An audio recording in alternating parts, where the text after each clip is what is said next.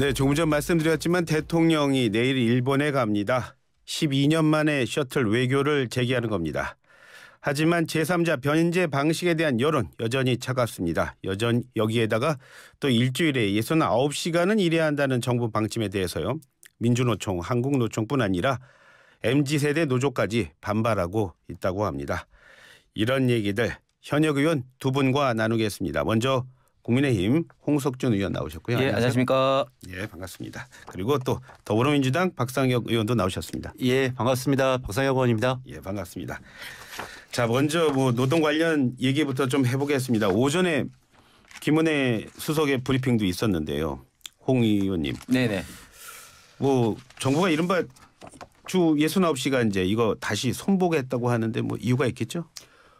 일단 주 69시간이라는 게 사실은 69시간이라는 이런 어떤 숫자보다는 일단 기본적인 제도 취지가 어떤 노동의 어떤 유연화를 통해서 어떤 기업 특히 노동자들에게는 어떤 선택권을 주겠다는 그런 어떤 취지인데 사실 이제 이런 것들이 조금 의미가 와전돼서 무조건 주 69시간 일해야 되느냐 좀 이런 우려가 있습니다. 이것은 철저하게 노동자와 그 기업 간의 어떤 협약 계약에 의해서 만약에 할 수 없는 사항 내지는 본인이 하고 싶지 않으면 안 해도 되는 어떤 그런 사항이라는 걸 분명히 이제 전제를 하고 그럼에도 불구하고 윤석열 대통령과 지금 정부에서는 좀 일부에서 좀 우려하는 바가 있으니 여기에 대해서는 좀 더 현장의 좀 목소리를 좀 더 소통해서 이제 의견을 좀 담아라. 특히 이제 지금 이 제도의 근본적인 취지는 일할 때는 일하고 그리고 총량 시간은 1년 단위로 봤을 때 절대로 늘어나는 게 아닌데 이제 일을 더 하고 난 다음에 그 활용을 예를 들면 장기 휴가라든지 이런 것을 할 때 과연 지금 우리 기업의 분위기에서 노동자가 근로자 이렇게 장기 휴가를 잘 갈 수 있겠느냐 일부 이런 어떤 좀 우려도 있습니다. 그래서 이런 어떤 문제점 보완 방안 이런 것을 좀 더 재검토하자 이런 취지로 저는 이해하고 있습니다. 아마 대통령실이 많이 놀란 것 같습니다.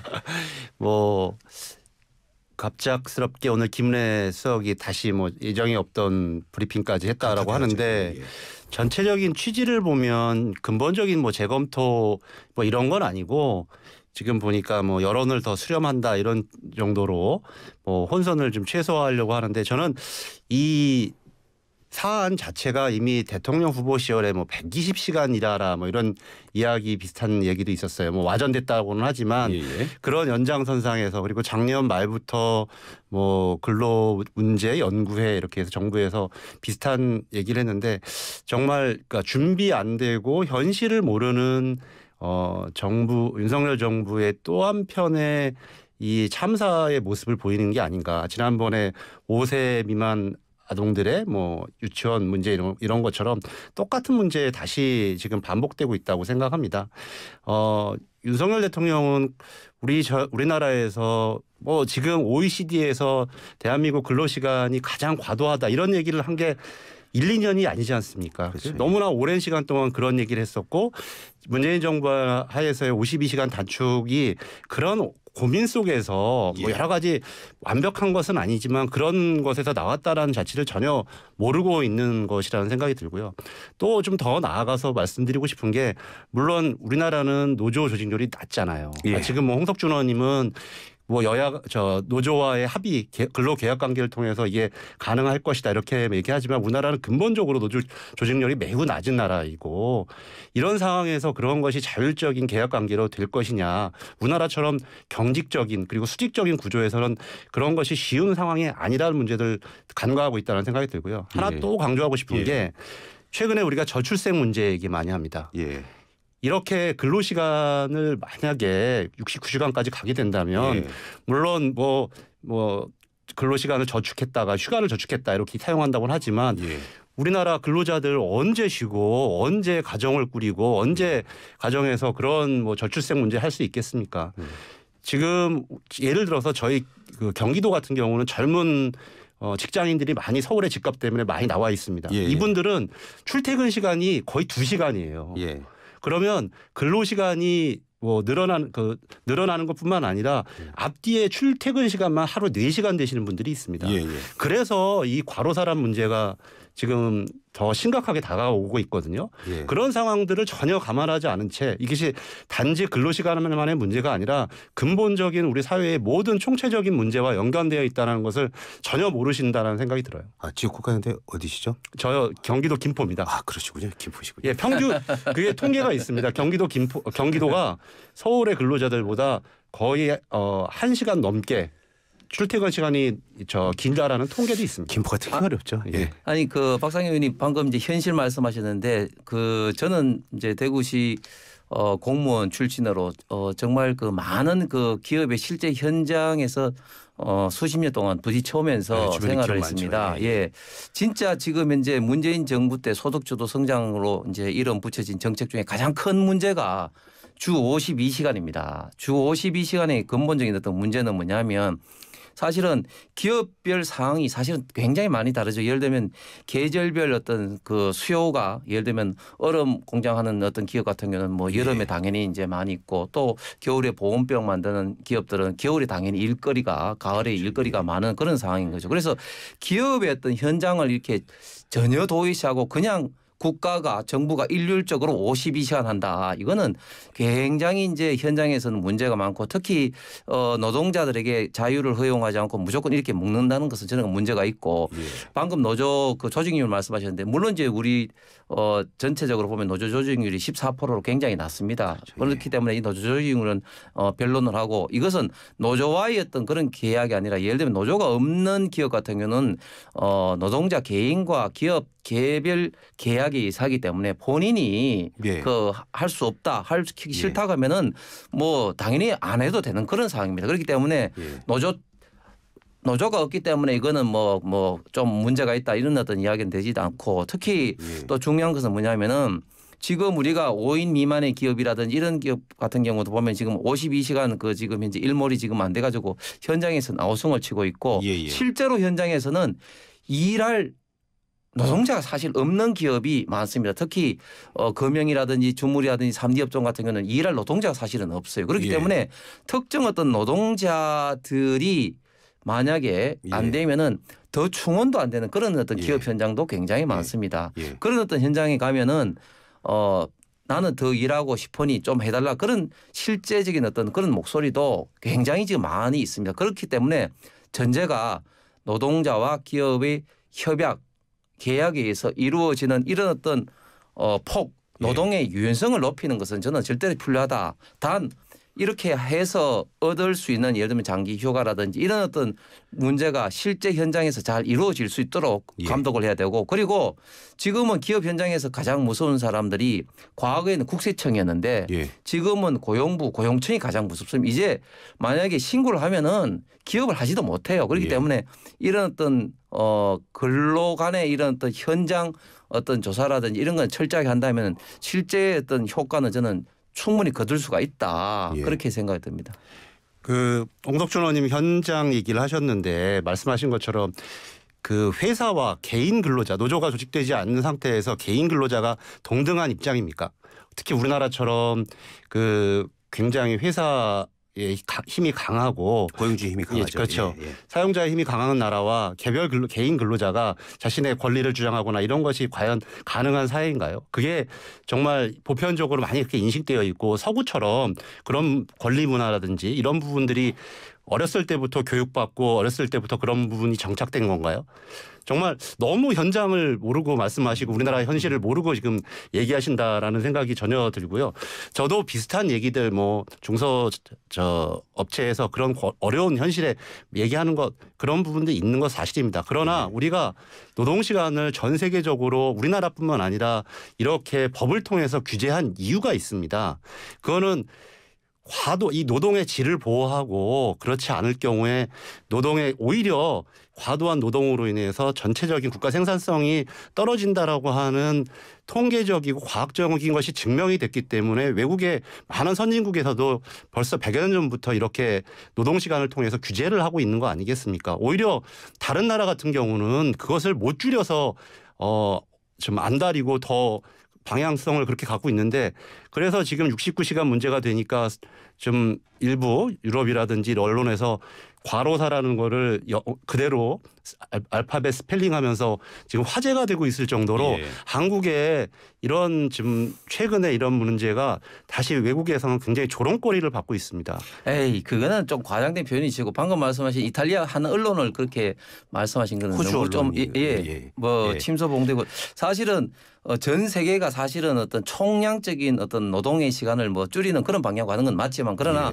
일본이라든지 미국 같은 경우는 우리보다 훨씬 더 노동의 총량을 떠나서 노동의 유연성은 우리보다 훨씬 더 확보돼 있다. 그렇게 말씀드리고 싶고 그다음에 사실 지금은 현장에서는 그 노동자가 고용부 고용청에 신고를 해서 하면은 정말 철저하게 지금 근로감독관에서 이제 조사를 받아서 기업주가 경영을 못할 정도로 아주 많은 어떤 페널티를 부여하기 때문에 저는 현장을 너무 좀 우려할 필요는 없다. 그러나 제가 아까 전제를 깔지만 이런 어떤 만약에 문제가 생겼을 때는 철저하게 더 근로감독 내지는 현장 관련된 어떤 그런 어떤 조사 이런 걸 한다면은 너무 그것 우려 때문에 이런 어떤 노동의 어떤 유연성, 노동의 유연화를 우리가 너무 좀 우려하는 거는 저는 조금 문제가 있다고 생각합니다. 다시 한 번만 그 말씀을 드리는데 단순히 이 문제를 그렇게만 접근하게 되면 이 문제가 노동시간이라는 문제가 거기에 한정되지 않는다라는 데 저는 문제가 있다고 생각합니다.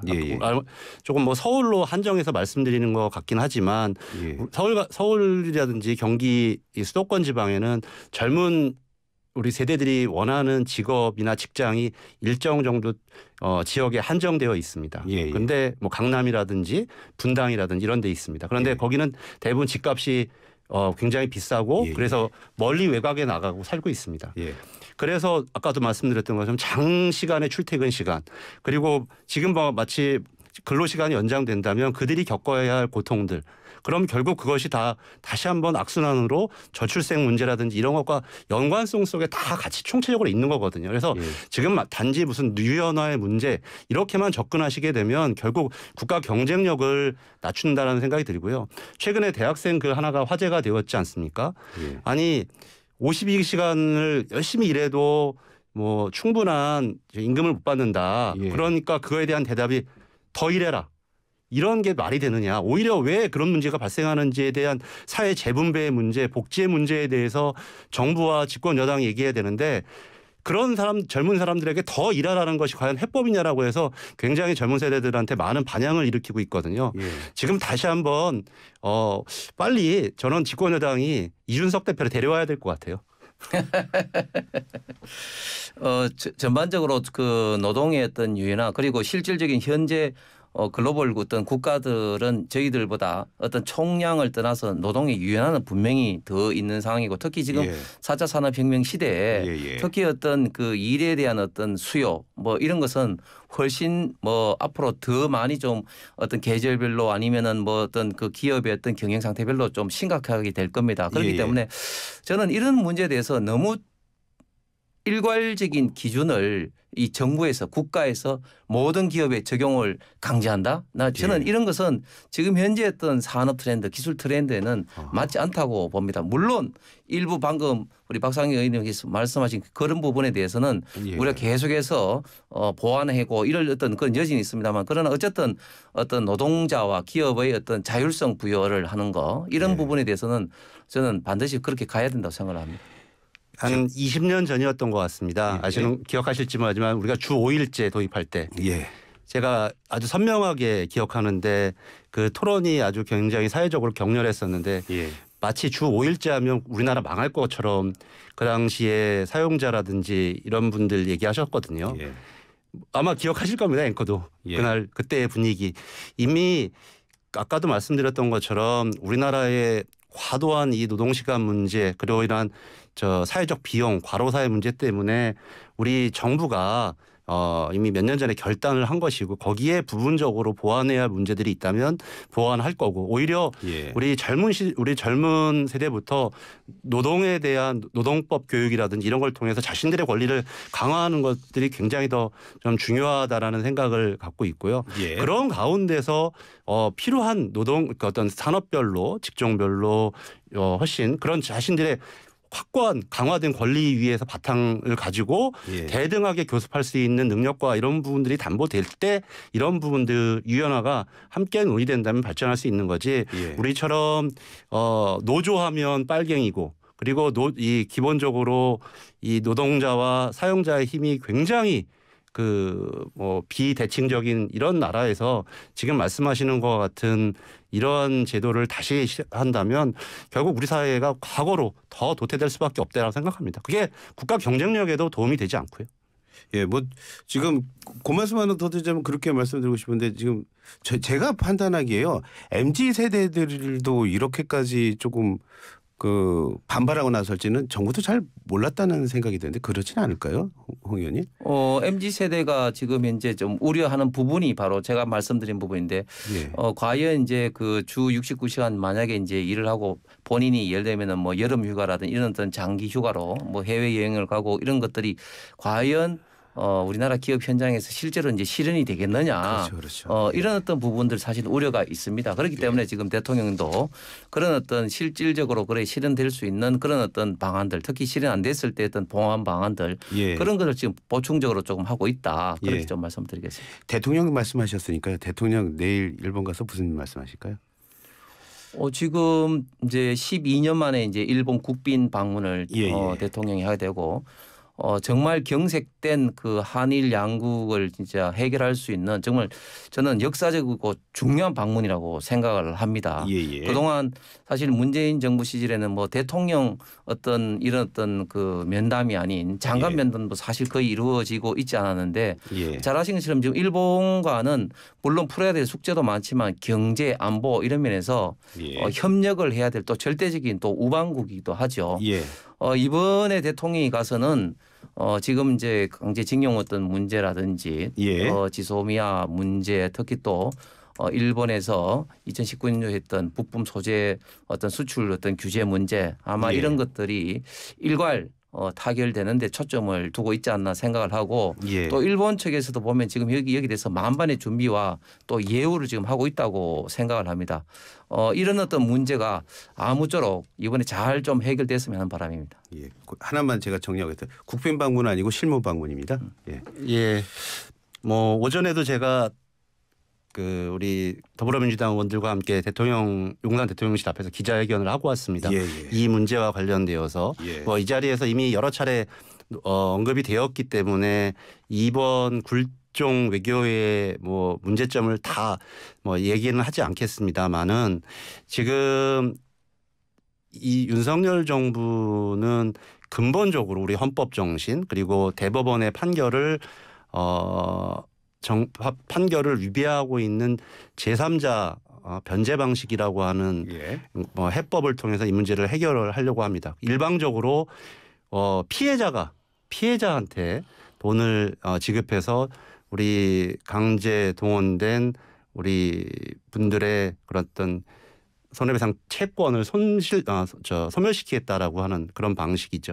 이 문제에 대해서는 뭐 다 너무 많이 언급을 했기 때문에 뭐 더 짚지는 않겠습니다만 지금 오늘도 주호영 대표였나요? 그런 말씀을 하셨어요. 우리 민주당에서 이런 뭘 역사적이고 우리의 정신을 훼손하는 이번 굴종 외교를 비판하면서 더불어서 독도 문제도 저희들이 말씀을 드린 바가 있습니다. 그럴 리가 있겠냐 뭐 이렇게 말씀하시는 걸 봤는데 올 1월에도 일본 외무상은 독도의 영유권을 주장했습니다. 개별 의원이 아닙니다. 이게 10년째 되었고요. 이것을 처음 주장한 사람이 기시다 총리입니다. 기시다 총리가 10년 전에 외무상일 때부터 공식적으로 독도의 영유권을 주장하고 있습니다. 이런 사회적 분위기, 이런 일본의 지금 현상 속에서 어떠한 일본의 선의를 요구할 수 있는 건지 지금 가서 저희들이 요구하는 것들이 여러 가지가 있습니다. 후쿠시마 오염수 방류 문제 어떻게 할 것인가. 그리고 일방적인 무역 제재 문제 이런 문제들을 어떻게 할 것인지에 대한 근본적인 답을 가져와야 되는 것이 이번 윤석열 정부의 방위를 한다면 하게 되었으니 이거에 대한 소기의 성과가 되어야 되지 않을까 이렇게 생각합니다. 저는 그 민주당이 너무 어떻게 보면 좀 과장되고 무조건 정쟁을 삼고 일어나지도 않은 문제에 대해서 이걸 문제시하고 문재인 정부 때 하나도 풀지 못하고 오히려 한일 관계를 경색한 이런 어떤 책임 없는 자세를 지는 것이 아니라 계속해서 어떤 정쟁을 위한 어떤 정쟁이다. 아니 지금 이런 어떤 문제를 두고 그럼 독도까지 양보할 거냐. 예. 이런 이야기가 왜 나오는지 모르겠습니다. 그리고 말씀하셨던 것처럼 외무상이 10년째 그걸 공식적으로 밝히고 있다니까요. 아니, 근데 개인별 의견이 아니라요. 아니, 그거는 아니죠. 그리고 지금 현수막에 제2의 이완용이라 하면서 각종 이런 현수막을 붙여서 이제 국민들을 선전선동하고 있는데 예. 그리고 민주당의 또 주장도 좀 바뀌어요. 처음에는 과연 그 일본이 있던 진실한 사과도 없고 뭐 일본 기업들 전범 기업들도 참여하고 있지 않은데 왜 우리가 하느냐 이렇게 이야기했는데 이게 마치 이제 될 것 같으니까 이제 문제를 점점 확대를 해가지고 뭐 이게 하는데 저는 이번에 대통령이 가셔서 일단 그 기시다 총리가 분명한 강제징용 문제에 대한 어떤 사과 그리고 전범 기업들의 미쓰비시라든지 신일본제철이라든지 이런 기업들의 어떤 참여 이런 저는 문제를 이끌어내면 저는 강제징용에 대해서 상당히 지금 물컵이 좀 채워진다. 지금 그러면 언제까지 이거를 그럼 어떻게 해결할 거냐. 예. 지금 15분의 어떤 그 강제징용 그 2018년도 대법원 확정 판결된 분들이 지금 이제 고령이라서 언제 지금 돌아가실지도 모르는데 그럼 어떻게 해결할 거냐. 그리고 국제법적으로 저희가 1965년 지금 한일 청구권 협상에서 과연 우리가 이길 수 있느냐 이런 네. 것을 종합적으로 고려했을 때 과거에 노무현 대통령도 이런 식으로 진행을 해왔고 또 문희상 전 의장도 이런 식으로 해법을 마련한 거 아니겠습니까? 과연 그러면 민주당의 의견은 해법은 무엇인지 저는 문희상 싶고 의장님은 전혀 다른 의견이시고요. 지금 말씀하신 것처럼 이 15분 그리고 최근에 명확하게 생존자 3분이 이 변제 방식을 법적으로도 제3자 변제 방식은 채권자의 의사에 반하면 변제할 수 없습니다. 일본 하겠다고 말씀도 하셨습니다. 누가 말씀하셨습니까? 3분의 생존자가 말씀을 하셨어요. 아니 오늘 그리고 양금덕 할머니도 어제 국회에서 나와도 말씀을 하셨습니다. 명확하게 제3자 변제 방식은 채권자의 의사에 반해서는 할 수 없다라는 게 우리의 민법입니다. 지금 이분들이 단 돈 몇 푼 때문에 오랫동안 이 노력을 해왔고 싸워온 게 아니지 않습니까? 그렇습니다. 이분들이 갖고 있는 역사성, 지금도 일본 국회에서는 발표가 나오자마자 이번에 과연 사과할 거냐? 더 이상의 사과는 없다. 그냥 단지 예전에 있었던 선언을 승계하는 정도다. 이런 것이 공식적으로 국회에서 오고 간 질의 답변이었어요. 지금 윤석열 정부는 5년 정부하는 겁니다. 이분들 80년 동안 이 한을 단지 5년 정부하는 윤석열 대통령이 자신들의 어떤 무슨 마치 큰 결단인 양 팔아 넘기는 것. 그래서 저희들은 뭐 이완용은 나라를 팔았지만 우리 윤석열 정부는 역사를 팔려고 하는 것이 아니냐라는 그런 비판을 할 수밖에 없는 겁니다. 저 잠시만 끊고요. 지금 이 얘기요. 잠시만 끊었다 다시 와서 또 하도록 하겠습니다. 뭐 정당 얘기 하려고 했는데 얘기 더 하죠. 뭐. 예.